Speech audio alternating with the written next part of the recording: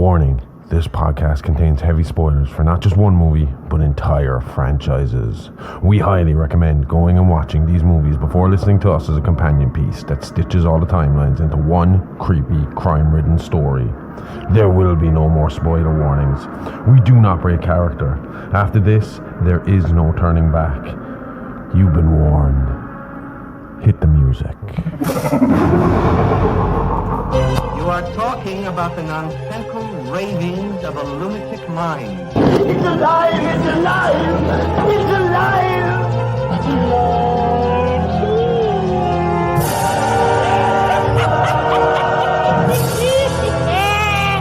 It's alive! It's alive! It's alive!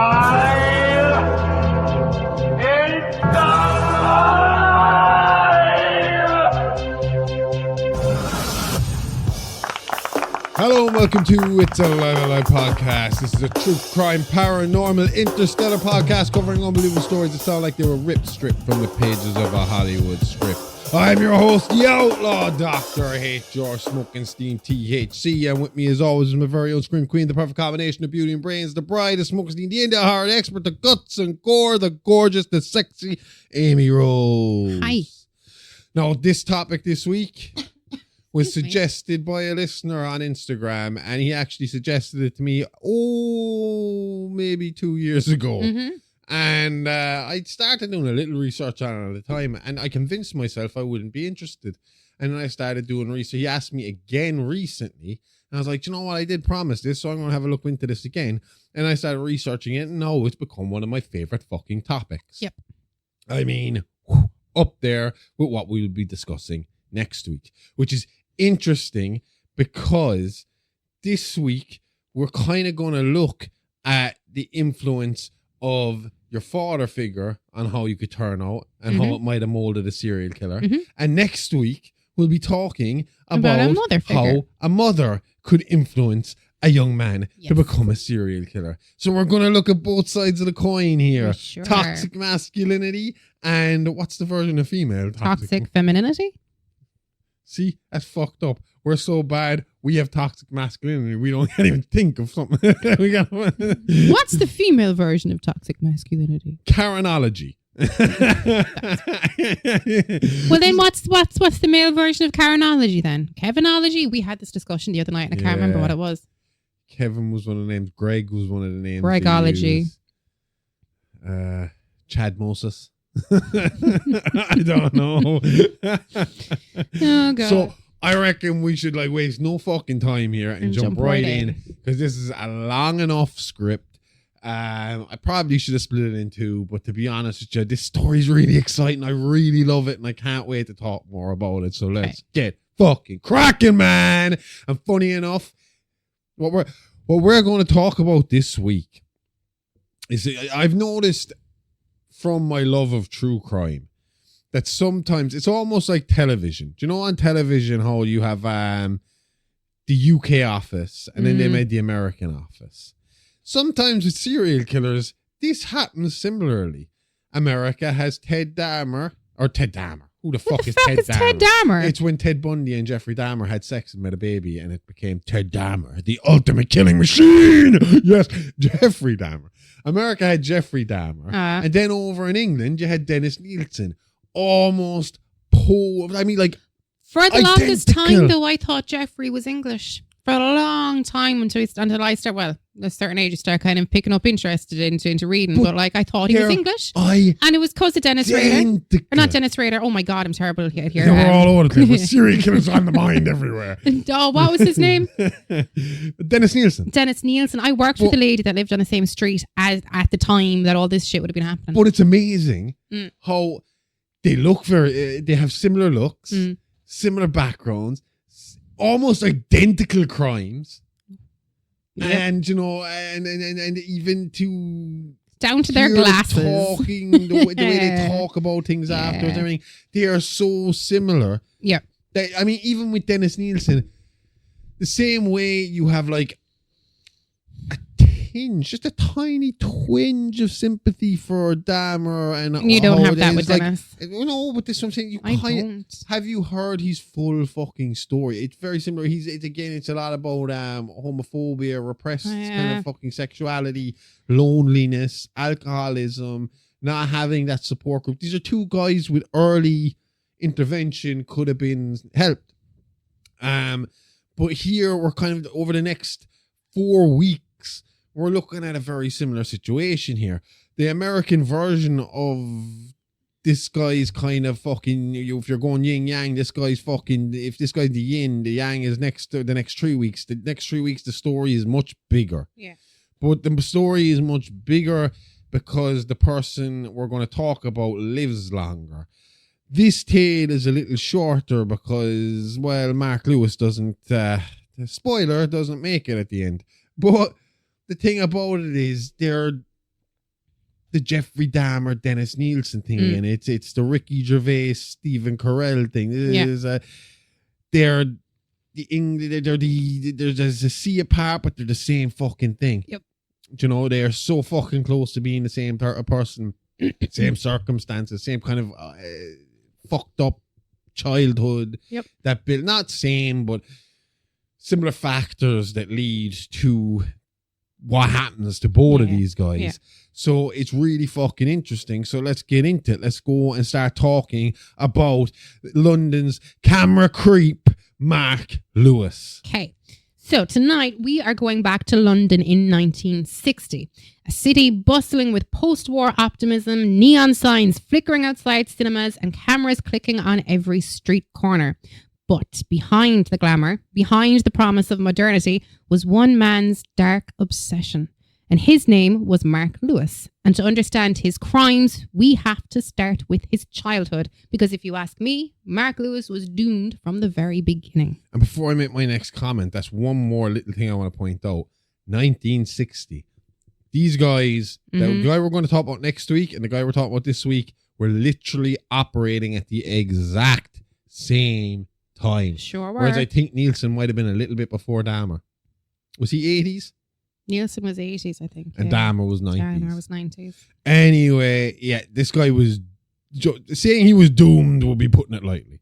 I mean, if you drew up a how to create a serial killer parenting manual, Mark's dad, he basically wrote the first draft. Yep.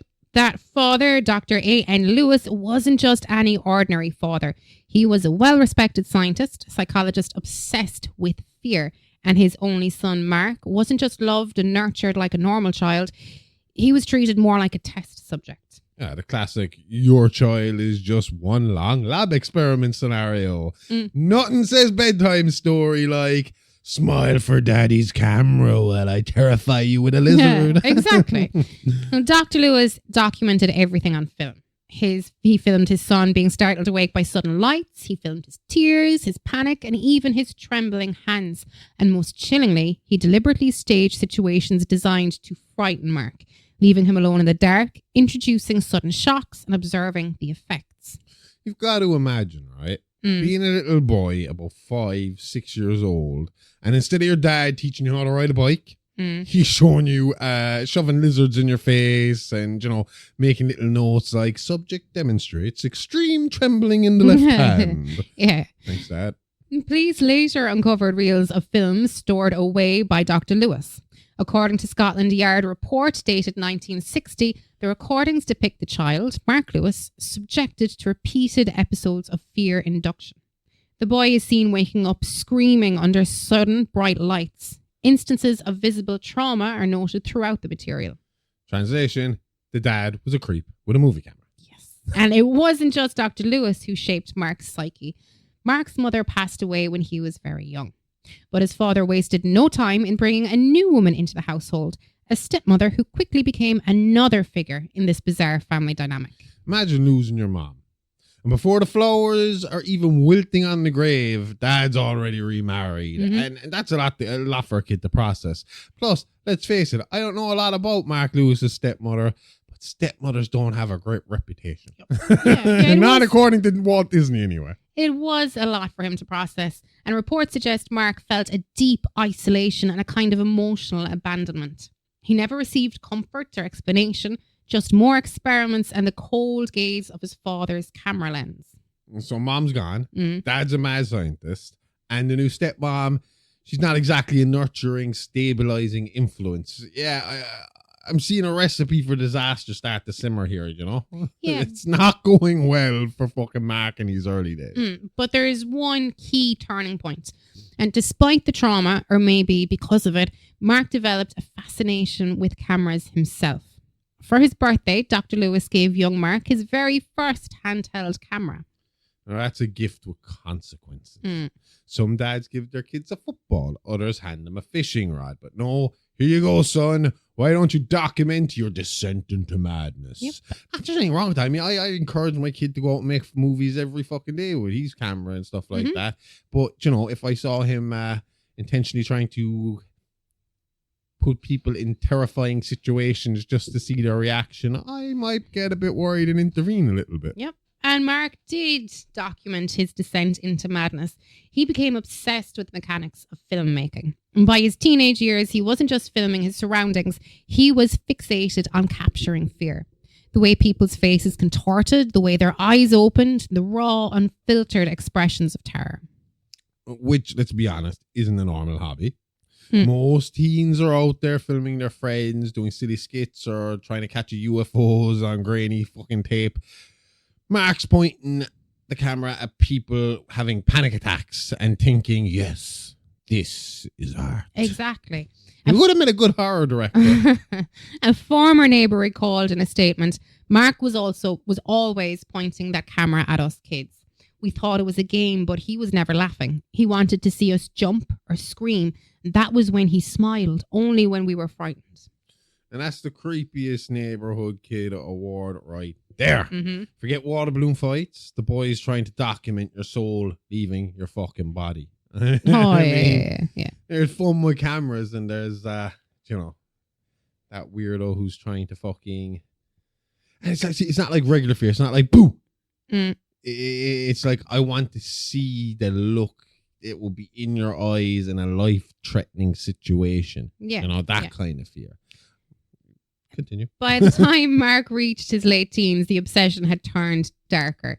The act of filming fear wasn't enough anymore. He needed to orchestrate it, control it, and elevate it into something more than childish pranks. And this brings us to the edge of his adult life, where his compulsion began to merge with violence.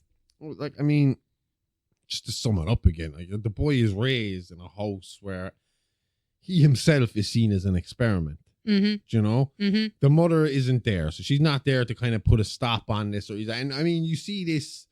I think all of us have seen this in parents where, especially fathers who might take, especially up until modern time, or especially like past times, where career is seen as almost, it's hard to work out if your father gives more of a shit about his family or his career. Now, in most cases, the father gives a shit about their career because they want to provide the best for their family. But this man had a passion for what he fucking did. And he was trying to document how fear could be, he was trying to experiment on the human reaction to fear and stuff like that. And there's no mother there to stop and give Mark a hug every now and again and say, it's okay, Daddy's just working, you know? Yeah.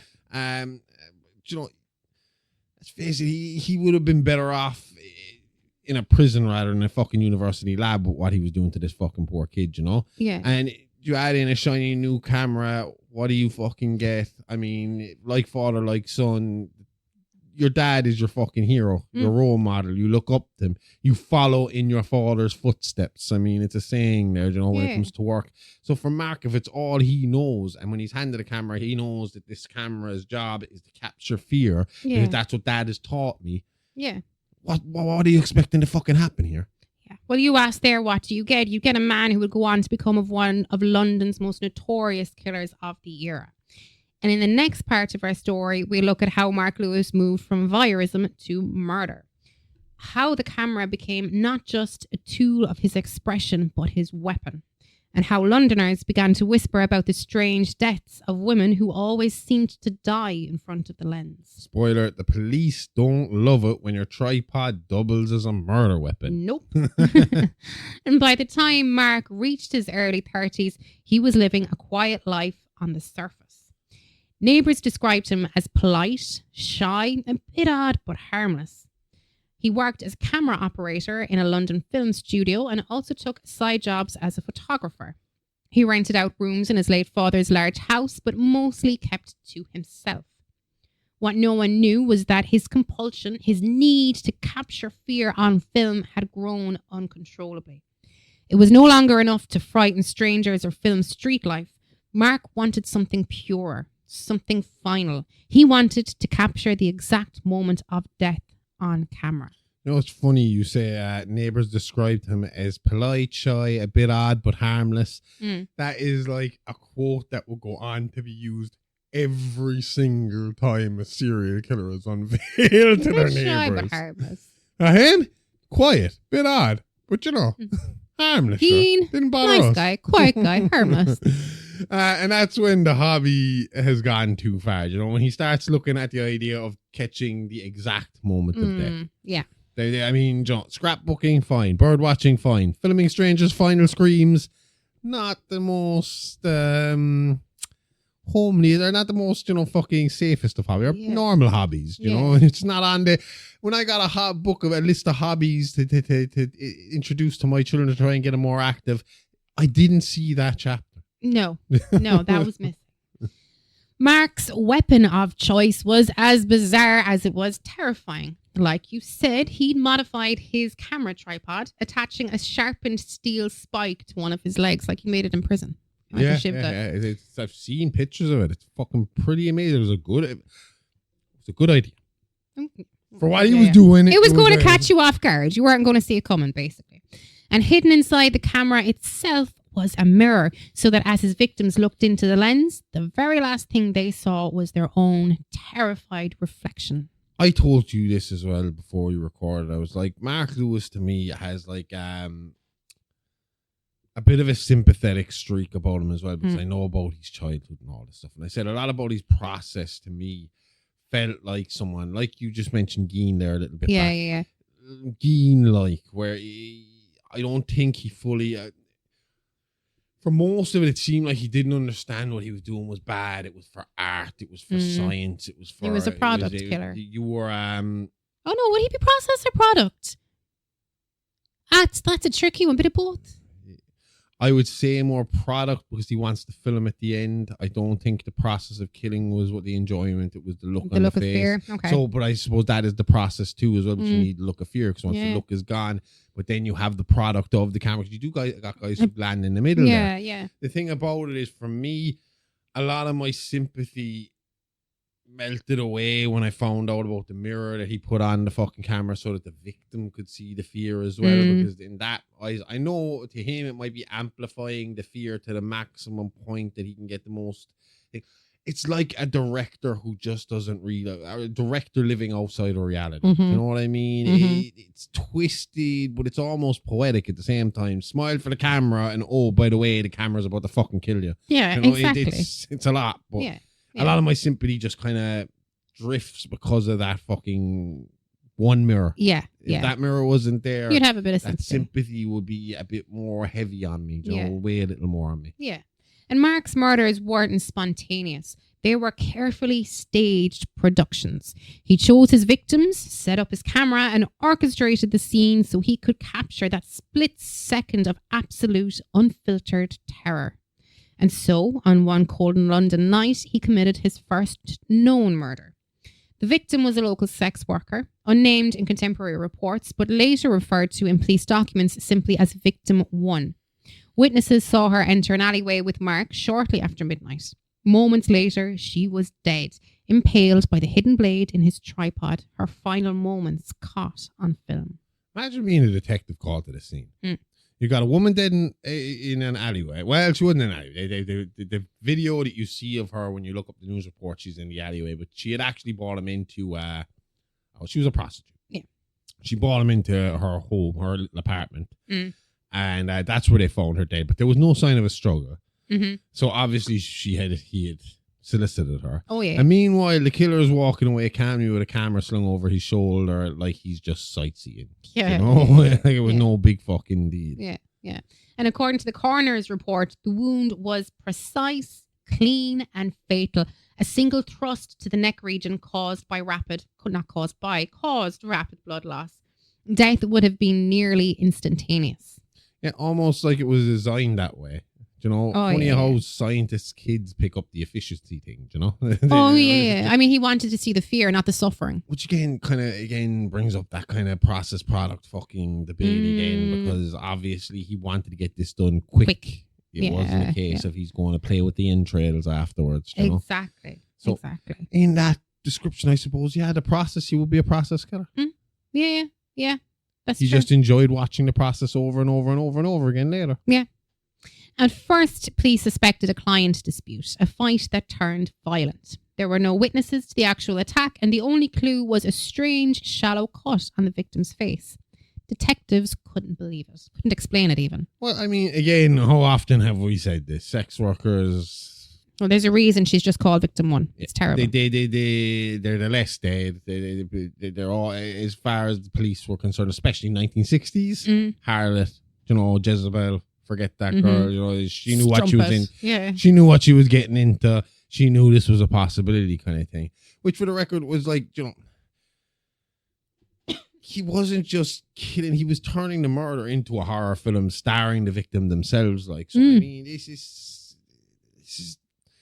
Of course, the detectives would struggle to fucking explain this. This is 1960. Absolutely. Having a portable camera in 1960 was a fucking rare thing. It wasn't like today where every fucking guy and kid and child and everywhere that has a camera on their phone, a camera attached to their house, a camera fucking hanging off of fucking... My dad's family had a good few portable cameras. We have kind of 50s and 60s portable cameras at home. But it was more of a specialist kind of It wasn't a household fucking thing.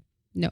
Do you know? Yeah. You had to have an interest in that as a hobby. Yeah, I think the one that we have at home might have come from my American and it would have been costly. Yeah, it would have been. It wouldn't have been a cheap fucking put together. No. It wouldn't be something you just bought a load of gear off of fucking Temu or Amazon or anything like that. It would have been, you went to a photography shop, you probably fucking saved up a lot of money for it and you bought bits as you went along and it would have cost enough, Yeah, exactly. But Mark wasn't finished after this first victim. In fact, the first kill seemed to unlock something, and he began planning his next production. Not long after, he targeted his second victim, a woman named Dora, an actress who worked in a film studio where Mark himself operated cameras. And this is where it gets extra chilling. He wasn't lurking in alleyways anymore. He was bringing death right into his workplace, surrounded by people hiding in plain fucking sight. Yep. You know? I mean, like, usually it's hard to find a serial killer because they pick random victims, not people close to them, you know? Yeah. So, I mean, this is out of the ordinary for what we usually talk about. Exactly. Mark lured Dora into a studio set under the pretense of filming a screen test. She posed in front of his camera, smiling, chatting, but the entire time Mark's tripod spike was waiting. According to production staff, no one thought it unusual. Films were busy, chaotic places, film sets.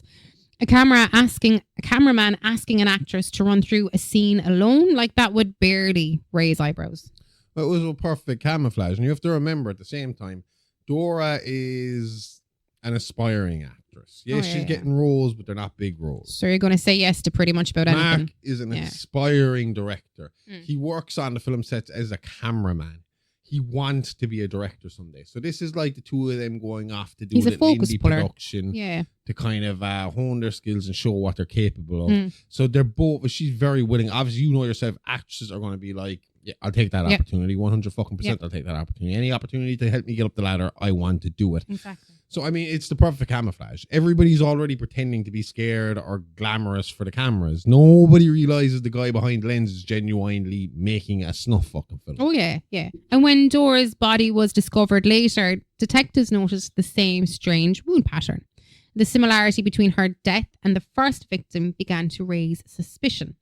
A Scotland Yard memorandum dated March 1960 reads, "The positioning of the body, lack of defense wounds, and singular fatal injury suggests a calculated method. There is strong reason to believe these cases are linked." Translation, we've got a serial killer. But before we go any further, there's something that I forgot to put into the script that is really fucking interesting that I think we should talk about. And that is how Dora was found. Oh, in the case. Yeah, so he put it, basically they were on a film set that Market was already working on for a big film production. I can't remember the movie they were working on. But in the scene, the actress of this film was supposed to be buying a new suitcase. And so the scene is set up like a big fucking suitcase shop. And there was this big trunk there as well. Mark had basically left the body in the trunk to be discovered. And the next day on set, when the actress who was playing her role and filming her scene opened the trunk and looked inside, Surprise. She was the one to discover the body. So let alone was he hiding in plain fucking sight, but he was there to see reactions to the body being found. Oh, absolutely. He was there to kind of revel in See more fear. Exactly. You're not just getting the fear of the person who died, you're getting the fear of the people who see what's around them, of what could come to them next. It's so close to them and all that. And that's a really interesting aspect to this, is the fact that he chose to leave the body there to be discovered. Yeah. You know? Yeah. It's like we see it a lot with serial killers, the staging process. And this was, again, from a guy who wants to be a director and who's already staging these big productions for his murders. This was a big fucking point for him as well. Yeah. I'm surprised he wasn't fucking standing there with fucking camera reel rolling, going crazy, enjoying every bit of that. But that might have been a bit too obvious and got him caught. Yep. Mark's murders weren't just crimes. They were performances. Exactly. He rewatched his films in the privacy of his home, reliving the fear he had orchestrated. And disturbingly, his obsession was growing harder to hide. Right, because he's got literal reels of his victims' dying moments stacked in his fucking house, you know? You can only tell your tenants, don't mind the projector noises for so long before they start asking questions. Yep. But saying that, I mean, if you're to look at it from that point of view, then our neighbours should have had the cops to our door a long, long time ago, because there's constantly, more TV, so... One tenant in particular, Helen Stevens, began to notice Mark's odd behaviour. Helen was a kind, curious young woman who lived upstairs behind her with her blind mother. She often spoke with Mark, sensing his loneliness, and even asked him about his cameras. And here's where it gets complicated. Helen wasn't just another potential victim. Mark actually liked her, which, of course, makes the whole thing even a little bit creepier. Yep. Helen once asked to see his films. Mark reluctantly showed her not his murders, but the disturbing footage from his childhood, the experiments his father filmed. Helen was shocked, disturbed, but also sympathetic. She saw not just a killer in waiting, but a damaged man still under his father's shadow. Yeah, this is true crime 101, isn't it? Somewhere in the middle of the bloodbath, there's always one neighbour or a girlfriend saying, "But he seems so sweet to me." Meanwhile, police pressure was building. With 2 women dead under similar circumstances, Scotland Yard began canvassing the neighbourhoods, interviewing anyone who might have seen or heard something unusual. One witness described a quiet man with a camera leaving the vicinity on the first crime scene. Another recalled seeing Dora walking into the studio with a tall man carrying film equipment. That's it. At the first scene, do you know how I said you have camera footage of the body out in the alleyway? That's Mark's footage. Mark was, like most criminals, returned to the scene of the crime the next morning and videotaped it. And when he was asked by a passerby who what news team he worked with, he just gave him a television channel and pretended to be working for the news, So you think someone would have connected the dots, like, hey, we've got a camera guy who's always lurking around the victims. Could it be the camera guy? But again, 1960. Yeah, like in 1960, the idea of filming a man filming murders was beyond comprehension. Right. Detectives weren't trained to think about cameras as weapons. Like, it was too unusual, too bizarre. Yeah, they're looking for knives, guns, blunt instruments, not a tripod turned into a horror fucking prop. Yep. Again, the idea of a snuff movie was completely out of the fucking ordinary. Because, like I said, very few people are going to have a small handheld camcorder. And especially one where they could do a big production. So the idea of a snuff movie would entail a studio. It would entail a fucking gang of people making something like that. Yeah. It's just out of the ordinary, Yeah. you know? Yeah. At this point, people are struggling to find fucking pornography, let alone fucking... Yeah. Still, the pressure was on. Newspapers began reporting the deaths, dubbing the killer the Eye of London, a nod to the idea that he seemed to want his victims right up to that fatal moment. I like that one. I mean, I've heard the camera The Eye creep, of I've heard London, the tripod killer, but the Eye of London. Well, It's a good one. not anymore. The London Eye is the fucking Ferris wheel. So, from the Daily Chronicle from April 1916, a second young woman has been found slain under mysterious circumstances. Police have yet to confirm a connection, but sources suggest the crimes bear disturbing similarities. Women are advised to remain vigilant, particularly when approached by strangers, which is classic newspaper code for, we don't know what's happening, but we're going to terrify you anyway. And Mark, well, he kept filming. He kept killing. With each victim, his compulsion deepened. The camera wasn't just his weapon. It was an accomplice, his confidant, the one witness who could truly see the fear he was desperate to preserve. It's almost like he wasn't killing people at all. He was killing for the film. The victims are just props. And that's what makes one of the strange, it's just what makes him one of the strangest serial killers in British history. Yeah. I mean, you do have that kind of fucked up thing of like, you know,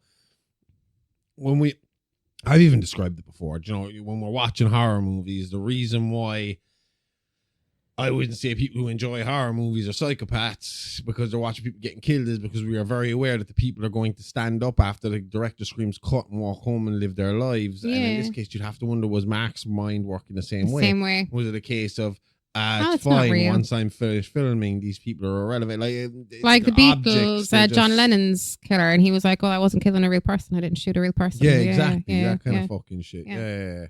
So in our next section, we are going to follow Mark's escalating crimes as the police close in and as his relationship with Helen Stevens threatens to unravel everything. Trust me, things get messy. Let's just say you don't want to be around this guy when the camera's rolling. Yep. As Mark Lewis's crimes continued, his double life grew more precarious. On the one hand, he was the quiet tenant, the polite cameraman who lived in the big house his father left behind. On the other, he was orchestrating death scenes with cold precision, documenting fear as though it were the only thing worth preserving. But something complicated his private horrors. His growing relationship with Helen Stevens, his tenant upstairs. Tenant downstairs, actually. He lived upstairs. He did live upstairs. Yeah, sorry, I got that wrong. Yeah, so he had like the house was left to him. He kept the upstairs for himself and rented the rooms downstairs for upkeep on the house. Yeah. And here's where we see the cliche but fascinating dynamic: the serial killer who thinks he's actually in love. You know, it's common. I'm always saying it. If you think you can't get a woman, look at BTK, look at fucking the Green River Killer, look at Ted Bundy, look at fucking Richard Ramirez, who was getting groupie I letters. don't understand that I saw one. some of That's the pictures beyond he was me. being sent. They were hot ass fucking women, man. I don't get it. Nope. And Helen wasn't like the women Mark lured into his trap. She was curious, warm, and unusually open-minded. When she asked about his work, Mark didn't show her the footage of his murders. Instead, he showed her something almost more disturbing: the reels of film his father made when he was a child. On those reels, Helen saw the terror experiments, the sudden lights, the lizards, the loneliness. She saw a boy who was never comforted, only observed. Imagine sitting on a date and the guy says, "Want to watch a movie?" Netflix and chill is fucked up. His Netflix and chill is fucked up. Whole movies of him sobbing while his dad shoves reptiles in his face. That's not exactly dinner and a movie material. No. That's all I'm saying. Your Yeah. Netflix and chill game is off, Mark. Yup. You know? But Helen, rather than recoiling, felt pity. She told him she was sorry for what he had endured. And Mark, a man who lived only for fear, seemed almost confused by her kindness. She seems like such a lovely woman. I've seen her in interviews. I just think there's nothing but goodness in this person. Yeah. She was trying to find the goodness in him, you know? Yeah. I mean, you're talking about confused by her kindness. This is probably the first time anyone in his life's responded with empathy instead of just sticking another camera in his face, you know? Yeah, exactly. Helen's blind mother, however, was not fooled. That's the extra senses kicking in. Exactly. She knows. Yep. Living upstairs, she had heard everything. And she told her daughter that Mark gave her the chills. In one recollection, she said, "My spider senses are tingling." "That man moves too quietly. He's hiding something. I can feel it." Well, she's not wrong. Somebody who's nothing to hide is no problem walking around like tiptoeing. On that where she said you shouldn't trust somebody that you can't hear walking around. Exactly. And she wasn't wrong. She's not wrong. Mean, blind moms in true crime always know what's up. They, like I said, the spidey senses. They start tingling. You know something's up. Sixth You know sense. something's wrong. Meanwhile, Mark's killings escalated.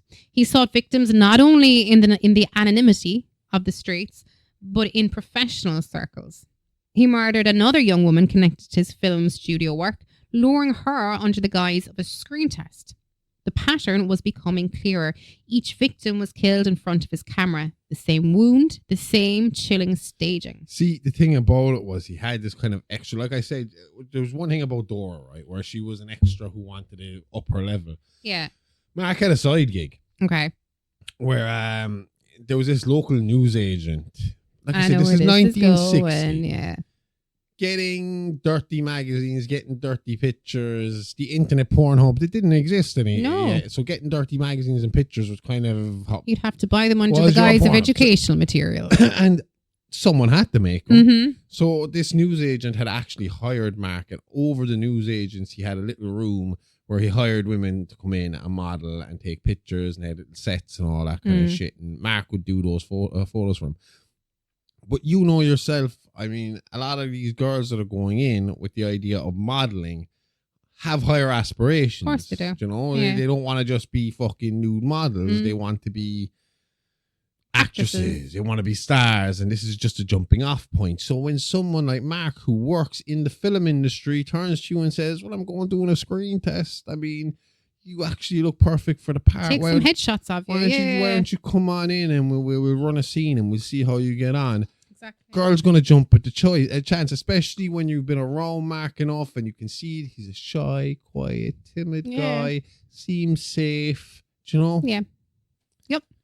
Detectives at this point were starting to piece things together. Internal memos describing the possibility that the killer wasn't just striking randomly, he was filming his crimes. Yeah, one inspector wrote, "It is a working hypothesis that the murderer records the moments of fear. We believe a camera is present at the scenes, though no equipment has been recovered. Public assistance may be sought to identify individuals seen carrying large cameras or tripods near the times of the killings." That's the moment where police went, "Wait, is this guy literally filming fucking murder?" Yep. And half the room probably laughed until they realised, oh no. That might actually be it. Yeah. Shit. But Mark was clever. He never let the equipment out of his hands. And to casual observers, he was just another cameraman working in the studios, working on the streets, his tripod always by his side. That's the genius and the madness. The murder weapon doubles as the professional tool. Mm-hmm. Nobody questions a man carrying a tripod. Nope. When he's supposed to be filming, I mean, it's what he's going to have with him. You know, if he gets searched, there's no knife on him, there's no gun on him, there's no piece of fucking string to fucking wrap around anyone's neck, there's no gloves, there's no fucking mask. Unless there's blood on the outside of the camera, they're not going to suspect it as a murder weapon. He weapon. has his tools of the trade, you know? Yep. And I mean, like, if I came at you with a tripod, you'd laugh at me. You know, be like, what the fuck are you going to do with that fucking until you unsheath it. You fucking hit me with the tripod and the tripod will bend in half, I'll have a headache and you'll be in trouble. Yep. That's about it. But this guy, he knew what he was doing. Exactly. And one of the most chilling episodes came when Helen's mother confronted Mark directly. Alone in her flat, she asked him to describe his films. And although she couldn't see it, she listened intently as he tried to explain. He told her that he filmed fear, that he wanted to capture the moment of truth in a human face. According to later testimony from Helen, her mother told Mark, "You're a very sick young man." Direct, honest, no sugarcoating it, blind or not, she read him like a fucking book. Yep. Mark was visibly disturbed by the conversation. Helen's mother could not be a victim in the way others had been. She could not see her reflection in his mirror. And for Mark, that ruined the purity of the act. It's like he needed the victims to confront themselves, to see their own fear in the final moments. Without that, it wasn't the same ritual. And what have we learned from serial killers? Ritual. There is a reason why you're able to link serial killings. Like an element of OCD. They can't help themselves but to do the same thing over and over and over and over again. Yep. The serial killer that isn't going to get caught picks random people and kills in random ways. It's why Ramirez got away with it for as long as he fucking did, because he picked whoever he just picked randomly, and there was no set MO to his style of murder. Exactly. He might strangle you, he might stab you, he might shoot you. You don't fucking know. Didn't matter what age you were, didn't matter what race you were, didn't matter what creed you were. Richie was just looking for an open fucking window and a chance, you know? Basically. So, I mean, ritual is the norm. Richard Ramirez was outside of the norm, you know? It was, so this guy here, Mark, he's just following the fucking rules of every other serial killer. It's a compulsion. So her being blind, not being able to see her fear, makes her not a null victim. And void. Yeah. I'm not going to kill you because what's the fucking point? Yeah, exactly. Do you know? Meanwhile, Scotland Yard was closing in. Detectives traced his victims' movements, realizing that several of them were connected to film sets. They began discreetly interviewing staff, including camera operators. A report dated June 1960 states the possibility exists that a member of the crew may be exploiting his access. The deaths of at least 3 women aligned with filming sessions arranged outside official schedules. Translation, there's a killer in the film crew, but we're not sure which guy behind the camera is stabbing people instead of loading film. Still, suspicion hadn't yet landed squarely on Mark. He was quiet, professional, and unremarkable. That's a bit of an insult. I would hate if somebody called me unremarkable. Anyway, the kind of man who slipped through the cracks. But that is the story with so many killers. They're the killers, basically being unremarkable, it allows you to have 2 jobs. You could be a killer or a spy. They say that about spies. Like, spies aren't like James Bond. James Bond is too flamboyant and out there to be an actual spy. He couldn't go under the radar. A real spy is someone who could stand in a room and not be fucking noticed. You know? So like they're not loud, obvious villains twirling their fucking like mustaches, dastardly, like, you know. Exactly, you know. They're the guy next door who smiles politely but keeps something horrifying locked away. Yeah, you know. And back in the house, Helen's curiosity only grew. She trusted Mark and even defended him to her mother. She believed that there was good in him, that he was a victim of his father more than a true predator. She actually wanted to work with him. Outside, they had a bit of it was a budding romantic relationship for sure. Yeah. But she was a writer. And she wanted to write a children's book, but she felt like illustrating the ideas for her book wouldn't have the full effect. She wanted to photograph them, but her publishers had told her that the photographs would be near impossible to take. When she discussed that with Mark, who was an avid fucking cameraman and photographer and all that stuff, he was like, no, nothing's impossible. This is a challenge. This is awesome. Yes, of course I want to be involved in this. So that just attracted him even more to her. You know, he wanted to do this. It's amazing for him, you know. This is what gave him one of these cases of he had met Helen before he started killing. Mark's life could have taken a completely different direction, you know? Yeah. Love of a good woman, Amy. Love of a good woman. Mark, however, in turn seemed torn. On one hand, he craved the perfection of his filmed murders. On the other hand, Helen offered him something that he had never known, and that was compassion. And here's where it gets messy, because compassion doesn't erase compulsion. You can't hug the urge to kill out of someone once they've already killed. Like I said, even if she had met him before the first kill, possibility, we might have a chance here. Yeah. Once he's done it once, this is like a fucking heroin addict. Once you've injected yourself with the fucking juice, you're going to keep going for it. You're going to want it more and more and more. And the more you do it, the more often you need it, and the bigger dose you need to get that fucking high, to get that feeling, you know? But Helen believed she could help him. So she later told friends, he was so sad, so very lonely. I thought if I showed him love, maybe he could stop. Oh, Helen. Sweet summer child. The press, meanwhile, was in a frenzy. Newspapers gave the killer names like the Camera Fiend and the Tripod Slayer. Rumours spread that police had discovered reels of film, though in truth they hadn't found anything concrete yet. So we have an article from the Evening Gazette, July 1916. Women across London are being warned to exercise caution when approached by men carrying photographic equipment. Scotland Yard has not confirmed whether the so-called Camera Fiend is responsible for the recent spat of killings, but detectives are urging vigilance. Which must have been a bad, it must have been a bad time to be an innocent tourist who's just trying to take the pictures. Oh, yeah. You know? Even every passerby looking at you like, he's going to stab me with his Kodak. I wouldn't mind. He's like the first as well in a line of this, isn't he? Do you know? Because, I mean, Jerry Budos used to do the exact same fucking thing. I'm an amateur photographer. Why don't you come and I'll take pictures of you? I'll make you a star. You know, a modeling career. You'd be famous because you were killed. Fucking boob is a paperweight. You know, this shit happened. But I mean, it is like something that you see as almost like an American trope in movies and TV shows of the sleazy guy coming up to girls in the mall and being like, "Oh, I'm a photographer for models." But I mean, it happens in Fame, and it's like the Fame, the movie, like, and it's a really heartbreaking scene, like, you know. But by this point, Mark's murders had become too frequent to ignore. The police publicly acknowledged a serial offender was at work, and patrols increased around film districts and Soho, where many of the victims had last been seen. And Mark, perhaps sensing the noose tightening, grew even more reckless. His killings became bolder, closer to home, and he filmed obsessively. He's spiraling. Yeah. Want to let the dog do his thing for a second? You done? No. This is not the time to interrupt filming. He's going to hop up in it. Or you have some production notes? No? Go on, over to bed. Good boy. Back behind the camera. Got notions. He thinks he's like a fucking star.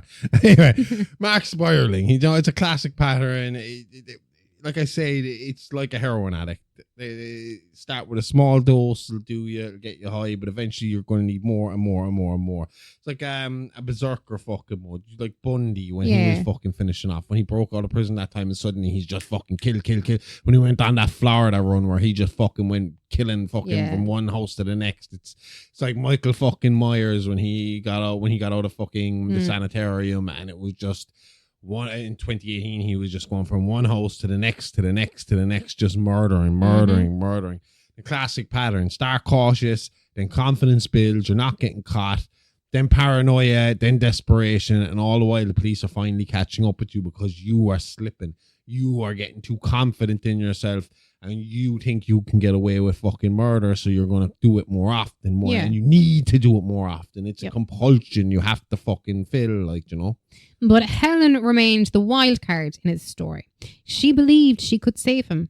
And Mark, caught between his obsession and the first human connection he'd ever truly felt, walked a razor's edge. Spoiler alert, the razor's edge is going to cut you deep. Yep. By the late 1960s, the man Scotland Yard had come to call the Camera Fiend was growing desperate. Mark Lewis's double life was unravelling. He was no longer content with secrecy. His need to film fear was consuming him, driving him toward a finale that seemed almost inevitable. And this is the part of the story where every serial killer starts to slip. The early kills are careful, cautious, but like I said earlier, by the end, the ego and the obsession has just taken over. Exactly. I have gotten away with murder. I will continue to get away with murder. Exactly. They can't catch me. Yep. Mark had filmed several women's death by this point, each reel hidden in his private room in the large, decaying house. He rewatched them compulsively, fixating on the final frame of terror. But these films weren't just trophies, they were evidence. And Scotland Yard was closing in. Detectives had linked all the deaths to film studios in nearby locations, and they were quietly interviewing cameramen and operators. Mark, though still not the prime suspect, was no longer invisible. The noose is tightening. Do you know what I mean? Instead of laying low, he's playing into the MO. Like, he's planning his Magnus opus. Magnum opus. He knows. I think, and you see this with serial killers as well, when they do go into this berserker mode. It is a case of, I truly believe, like, I do say, like, you know, that they get messy, they get sloppy because they believe they're invincible and that they can't get caught because they're getting away with murder. Yeah. But there is this point where they realize this is going to come to an end soon. Mm-hmm. I'm in the fucking paper every single fucking day. Mm-hmm. The police are now saying that they have so many people on the team, that they're looking at so many. You can read in the newspaper every fucking day how much closer they're getting to you. Yeah, yeah. So eventually he's got to start planning, well, what's the big finish? And then when you're, especially for a guy like this who feels like he is putting on a production, for him, it's, we need the final scene. Yeah. We need the big scene. We need the big fucking ending that's going to make everybody go, wow, what a fucking movie. Yep. Mark's final crime spree began with a young stand-in actress at the studio. He lured her with the promise of private filming, just as he had with Dora. But by this time, he seemed almost unhinged, driven less by careful planning and more by frenzy.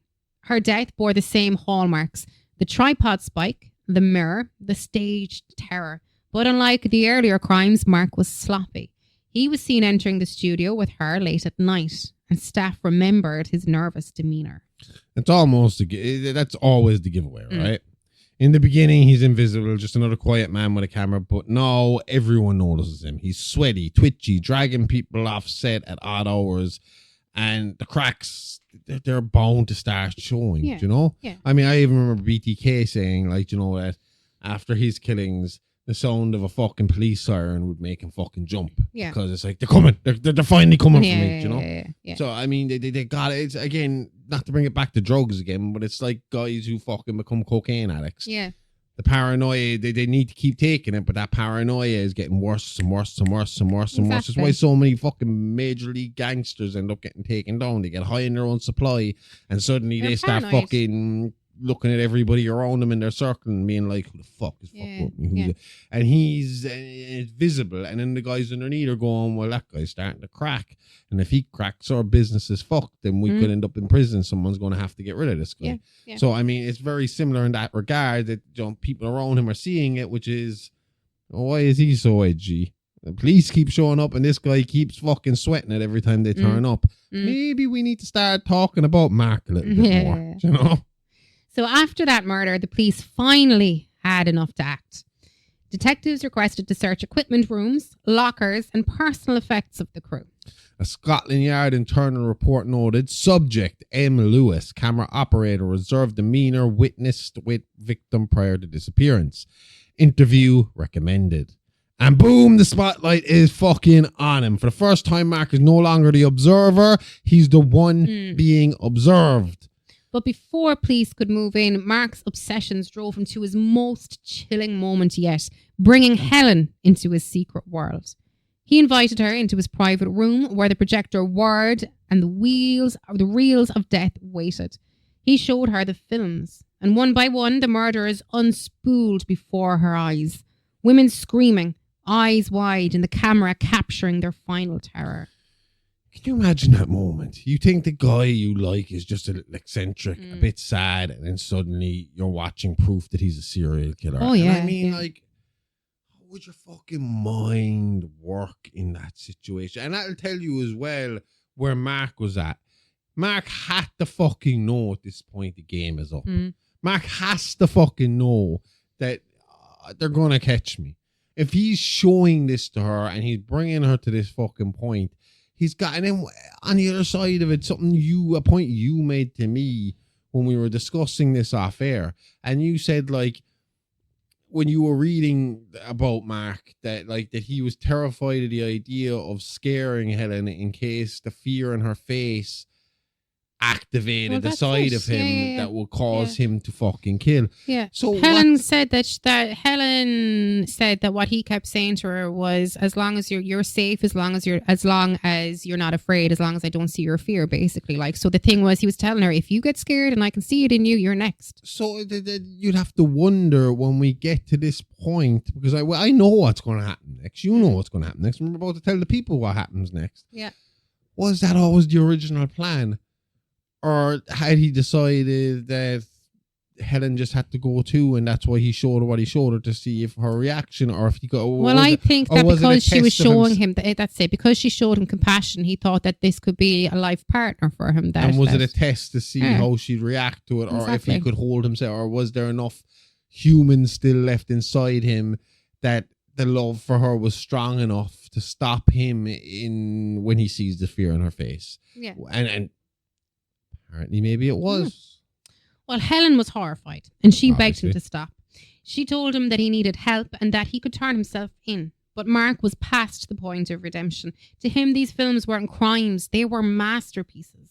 And in his twisted mind, Helen was supposed to be part of the grand finale. That's what I'm saying to you. Yeah. But the thing is, what part was she to play? Was she going to be a partner? Was she going to be the next victim? Or was she simply there to fucking help run the equipment for what was about to fucking happen? Helen's blind mother, who had long suspected Mark's darkness, intervened. She confronted him directly in his room. And though she couldn't see the films, she could hear them, sense them. She told him he was evil. Mark, enraged and unbalanced, lashed out. He attacked her, and not killing her, but terrifying her. It was as though he wanted to prove his power, even over someone who could not see. And the moment is chilling because it shows that for him, it wasn't just about the murder. There was a dominance factor, but about forcing people into his world of fear, whether they could see or not. Yeah. Now, again, we said she was lucky because she didn't fit the ritual, you know? But in spearing Helen's mother, he revealed something else. His obsession with vision, with sight. Like, she couldn't see her reflection in the mirror before when he placed in the mirror that he placed before his victims, so she couldn't fulfill his ritual, like you said. Helen's mother later told police, he held something over me, something sharp. I could feel it, but he didn't finish it. I told him he was the devil. He said nothing. The police, meanwhile, were closing in on the house, and surveillance had begun. Detectives believed evidence of the crimes might be hidden there, and Mark knew it. Which is why he sets the stage for the final act, literally. Do you know, this is why he is... This is why we get to where we get to. He knows it's time that if I want to finish this film, the budget is spent.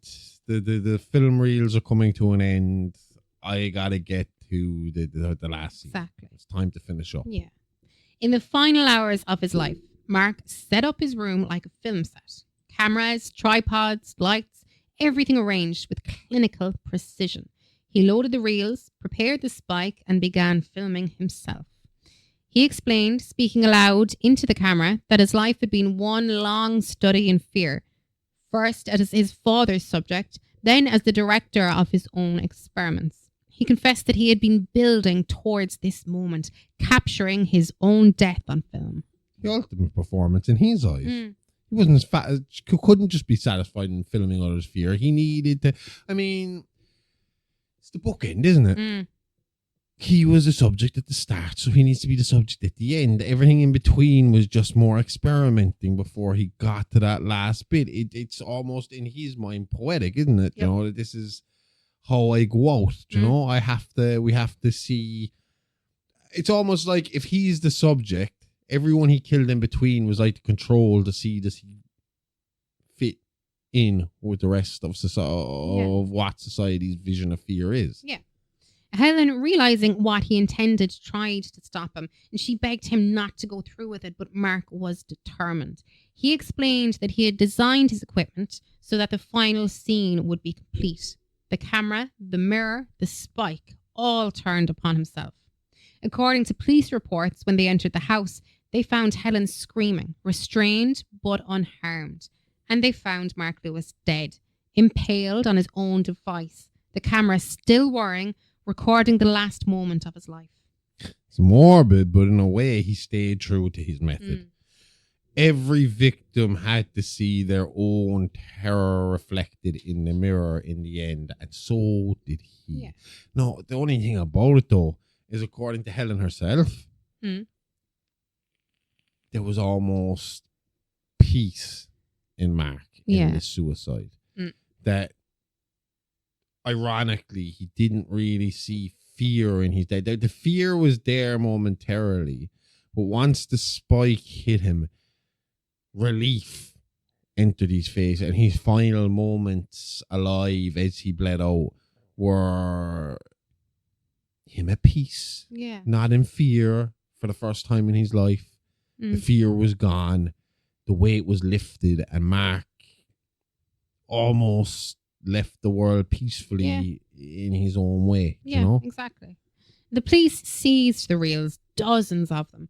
Childhood footage from his father, murder after murder, and finally his own death. Scotland Yard never released the films to the public, but their existence became one of London's darkest urban legends. The reels of the camera fiend. Too horrifying to be shown, but too important to be destroyed.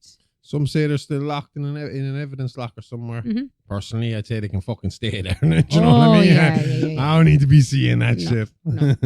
The official coroner's verdict was suicide, but the investigation left behind a chilling legacy. Mark Lewis wasn't just a killer. He was a man molded by fear, raised in a laboratory of terror, and doomed by the obsession that defined his life. He turned his trauma into an art form. If you can call it that, a horrific fucking murderous art form. Oh, yeah. It's funny, again, like I said, what we're talking about this week, what we're talking about next week, and it's a live action, we're going to be talking about a man named Ed Gein.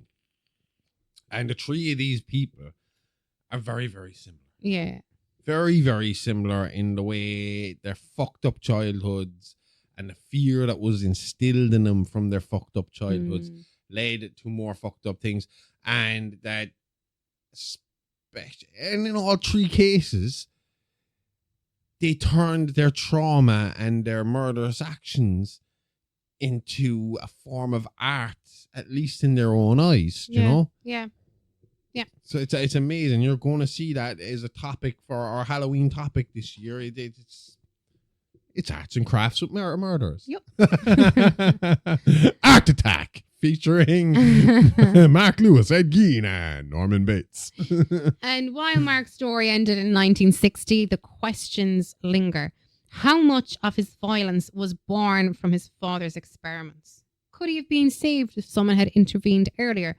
Or was he always destined to live and die through the lens of a camera? I feel like I've answered these questions. Yeah. You know, I do believe that Helen getting to him earlier could have made a massive difference to what happened to Mark Lewis going forward. I think his father's influence had fucked him up beyond belief. But I think that tiny bit of fucking compassion entering his life just entered a little bit too fucking late. Yeah. And if it had been a little bit earlier, Mark Lewis might not be a topic of discussion today. Do you know? Yeah. Or maybe he would be. Maybe he'd be a famous director. Maybe he'd be a famous horror director. Maybe he'd be something different. But from what I can see, it's the lack of fucking, again, we talk about nature, and nurture is really the fucking thing that was the nail in Mark Lewis's coffin. Yeah. You know? Yeah. And we can see this here, that there is no question about this. It's a question you can't it's a question that they feel can't be answered, but it is. I mean, you know, he might remain one of the most disturbing figures in British crime history, but he's one of these guys like Ed Gein that I have this tiny bit of sympathy for, because I could see that what was put in front of him, how he was raised, how he had to live his life, really set him on the path that he ended up on. Yeah. The boy who was filmed in fear became the man who filmed fear in others until the camera finally turned on himself. And that's the final reel. Yep. So that was the story of Mark Lewis. From a childhood of fear experiments to a life spent chasing terror through the lens of a camera until he finally turned the spotlight and the spike on himself. And I've got to say, this might be one of the bleakest cases we've ever covered for an ending. Yeah. Usually the serial killers, you at least get some kind of motive you can wrap your head around: greed, jealousy, revenge. But with Mark, it was what? Like, it was art. Yeah. It was because I had a camera and trauma and I wanted to create something, you know. It's bizarre. And that's what makes him so unique. Like most killers are driven by material gain or personal vendetta, but Mark was driven by obsession. And he didn't just want to kill, he wanted to record, preserve, and study. And it wasn't just murder that satisfied him, it was the moment of fear. I don't think the murder fucking satisfied him at all, to be honest with you. I think it was strictly the fear. And I think it was strictly something that was driven into him. And it's not like he was hiding it well either. I mean, the whole tripod with a sword hidden in it, it's well, I suppose it is. It's I wouldn't think you're looking for it. But isn't it? It singles you out, like, doesn't it? It's pretty unique, like. But he hit it. I mean, it's not like he was walking around with a tripod that the blade was showing. There was a cover for that. Exactly. Like, Yeah. He had to unsheathe before he was caught, it was blade. Inconspicuous. Yeah. Afterwards, though, a kind of, the guy with that kill people with the camera. Well, then, everybody knows who that is. But remember, though, in 1960, like, it was unheard of. Yeah. A killer turning filmmaking equipment into a weapon. It sounded pretty absurd. Which is why he got away with it as long as he did. Yeah, if you had pitched that to the police back then, the killer's weapon is a camera tripod with a spike in it, they'd probably have laughed you out of the station. Yeah. Like, in the aftermath of Mark's death was chaotic. Scotland Yard now had dozens of reels of incriminating film. And not just the murders, but also his childhood footage. An archive of abuse that explained, but it didn't excuse the monster he became. One senior inspector quoted in the Times said, "The Lewis case presents an extraordinary study of criminal psychology. The subject of both victim and perpetrator, shaped by experiments no child should ever endure. His actions were monstrous, but they cannot be entirely separated from his upbringing. Meaning his dad was the worst, but that doesn't mean we're letting him off the hook." Yeah. And Mark's father, of course, wasn't alive to face consequences, and he had passed years earlier. But in many ways, he cast the longest shadow over the case. Every murder Mark committed was an extension of those childhood experiments. It's like his dad built the machine and Mark just kept running until it broke down. Yeah, and the press had a field day. For weeks after Mark's death, newspapers ran lurid headlines from the Daily Mail. "Tripod Slayer dead. Police sees dozens of horror films." From The Guardian. "Cameraman's double life ends in suicide. Reels of terror discovered." And even from the Evening Standard. "The face of fear. Killer film victims' last moments." And every single one of those papers sold out instantly. Mm-hmm. People love a scandal, especially when we've got all the ingredients here. Sex, death, voyeurism, science gone wrong. Yep. In fact, the case sparked debates about science, ethics, and media. Should Dr. Lewis' experiments have been allowed at all? Did the obsession with cameras and filmmaking encourage Mark's compulsion? Was society in some way complicit for ignoring his odd behaviour? The answers of all this, those questions are yeah, they did. Yeah. But also no, but look, it was the 60s. That's the problem. People were still figuring out that cigarettes weren't fucking vitamins. Oh, yeah. I mean, they didn't know yet. It wasn't like today where there's a camera at everywhere you turn. Now you just assume there's a camera pointed in your fucking face. Yeah. Exactly. Because we have one in our pockets constantly. There's ones hanging from your fucking There's ones on the street corner. You can be trailed wherever you walk into go. a shop, you walk outside of a shop, you walk down the street. Houses, dash cams, you name it, it's there. You are on film more often than you are not. Google Earth. Days. Do you know? Yeah, exactly. And police reports also revealed how close Mark came to being caught earlier. There were multiple mischances. Witnesses who had seen him with victims, studio workers who thought his behaviour odd, even Helen's mother who outright told her daughter that he was dangerous. But he slipped through, partly because he blended in, partly because his crimes were so unusual that investigators couldn't quite believe what they were seeing. It's classic hindsight problems, really. Looking back, all the signs are obvious. Like, oh yeah, of course it was him. But at the time, they're just weird coincidences until it's too fucking late. Yeah. And still in the end, Mark caught himself. His final act, suicide by his own weapon, was the ultimate expression of his obsession. He wanted to capture fear, and in the end, he captured his own. That's the tragic, twisted poetry of it. He spent his whole life filming people's last moments, and then he made himself the star of the finale. Yeah, exactly. Helen Stevens survived the ordeal, although accounts say she was deeply traumatized. Obviously, She cooperated fully with the police, describing Mark's confessions, his films, and his disturbed state of mind. Her mother, who had distrusted Mark from the beginning, reportedly said, "I knew that man was evil the first time I heard him move about the house." Yeah, I bet Helen never got to live that one down. Telling you now, Helen probably went unmarried for life. I wouldn't trust another man. I'm just going off what her mother would be saying. Oh, yeah. Her mom would be sniff testing every guy walking through that Let us hear you walk up and down there and I'll tell you if you're a good guy or not. Him. It's like, yeah, but remember Mark? Fine, Mom. Right, okay. You're warning every boyfriend she brings home, you need to stomp.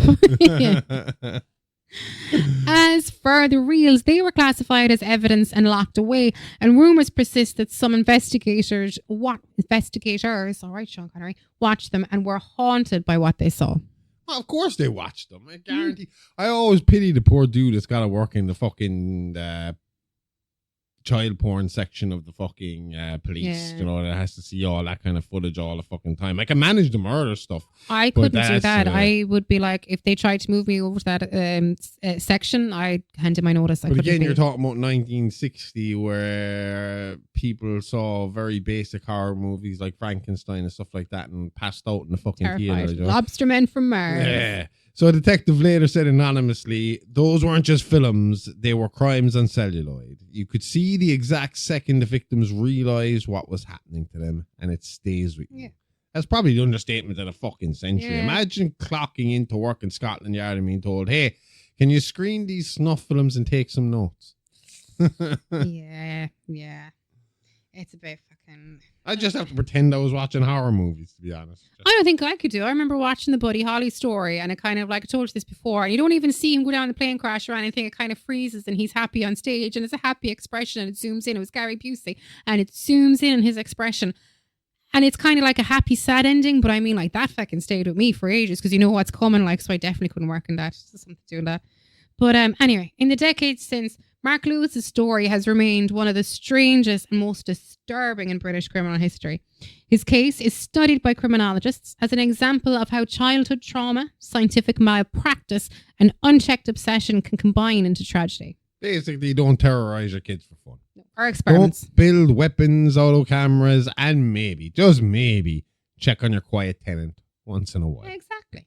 And yet, despite the horror, there's something haunting about Mark. He wasn't a killer for money or revenge.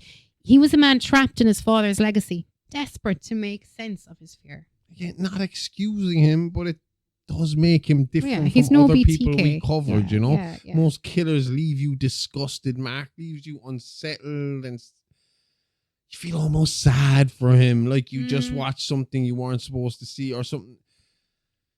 You've seen him be abused. You've seen what's going on. And then this kind of read about him and study him, you realize this is a man that wasn't well. And again, this is something that we're going to be dealing with for the next fucking 4 weeks now of two separate men, Mark Lewis and our subject next week, of people who just got a raw fucking deal, man, and just dealt with it badly, dealt with it wrong. Exactly.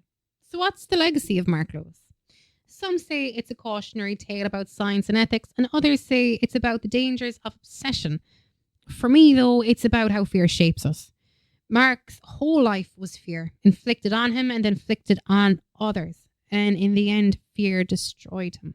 For me, it's about one very important life lesson. If a guy ever asks you to come down to his basement to watch some private films, the answer is no. Yep. Always fucking no. Wise words. And maybe also never trust a cameraman who insists on that you look directly into the lens. I mean, like, isn't that like fucking film 101? You don't look in the camera. Don't look at the camera, man. That cracks me up. Do you ever see in background, like some sitcoms, like you'd have the background extras and they might glance the camera and it's like, oh my God, it's so fucking annoying. Yeah. Or even just a little glance and it's like, you knew the one place not to look. Or is it a thing of, oh shit, I'm after being told not to look there. And it's like that little mind's voice. Don't look. Quick look back. Yeah. Mark Lewis's story is tragic, disturbing, and unforgettable. A boy raised as a lab rat for his father's obsession with fear, who became a man consumed by the same obsession. A killer whose weapon was also his art, and who, in the end, became his own final subject. Yep. The Camera Fiend, the Tripod Slayer, or, London's creepiest neighbour. Yeah. Was he London's creepiest layer? I mean, Rillington Place. All right, by 1960. Oh, no. Yeah, that was before 1962. That's, yeah. And I think, what was his name again? Rillington Place. I feel too sad for Mark to call him the creepiest neighbour. No, I feel bad for that. But anyway, that concludes our coverage of Mark Lewis. I have to admit, whatever about Mark Lewis, I'm never going to look at a tripods the same way again. Oh, I've been checking them all. So every time we set up, like you said, the first time you tell me to look straight into the camera lens. Anyway. So that's what happens when you got a bad dad.